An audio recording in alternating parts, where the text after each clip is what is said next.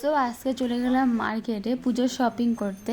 তো চলে এসেছি মার্কেটে। দেখো এইদিকে অনেক দোকান ছিল, তো কোনটা থেকে কোন দিকে যাবো বুঝতেই পারছিলাম না। তারপরে আমরা একটা দোকানে হেলমেট নিয়ে যাই, রেনকোট নিয়ে যাই, সেগুলো রাখার জন্য দাঁড়াই, কিন্তু সেখানে আমাদের চেনা জানা দোকানের লোকটা প্রথমে আমরা একটা দোকানে ঢুকি, এই দোকানেতে ঢুকি, আর এইখানে সবই ট্রেডিশনাল শাড়ি বেশি ছিল। পার্টি ওয়্যার শাড়ি আমার নেওয়ার ইচ্ছা ছিল, তো এখানে আমি সেরকম কোনো কালেকশান পাইনি। তারপর সেখান থেকে আমরা কিছুটা দেখে তো বেরিয়ে যাই। আমার বর আমাকে বলছে সেরকম এখানে কোনো কালেকশান নেই, তো চলো বেরিয়ে গেলাম আমরা।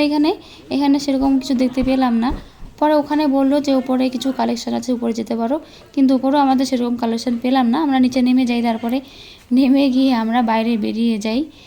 আর এরকম করতে করতে অনেকটা দেরিও হয়ে যায় আমাদের। এই দেখো এইখানে অনেক ধরনের শাড়ি ছিল, কিন্তু আমরা সেরকম শাড়ি পাইনি যেরকমটা আমারও পছন্দ।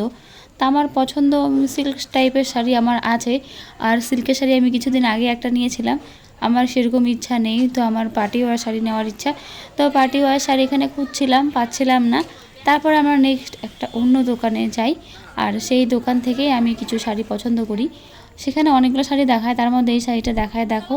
তো এই শাড়িটা যতগুলো শাড়ি দেখিয়েছিল 3টে কি 4টে, তার মধ্যে এই শাড়িটা একটু বেশি ভালো লেগেছে। তো পরে এটাই আমার বরের পছন্দ হয়। আমার মন চাইছিল আর একটু ঘুরে দেখি আরও কোথাও কিছু আছে কি না, কিন্তু কি বলবো, ছেলে মানুষের সাথে গেলে না এত ঘোরা বা এত দেখা যায় না, এত সময়ও হয় না।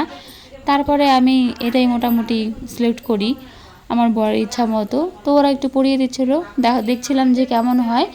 তো দেখছিলাম মোটামুটি চলে, এতটা খারাপ না। তো আমি একটা শাড়ি নিই, একটা চুড়িদার নিই, চুড়িদারটা দেখানো হয় নাই, তার জন্য আমাকে একটা গিফটও দেয়। তারপরে আমি আমার বরের দোকানে চলে আসি, কিছুটা সময় কাটাই, আমার বাড়ি চলে আসি।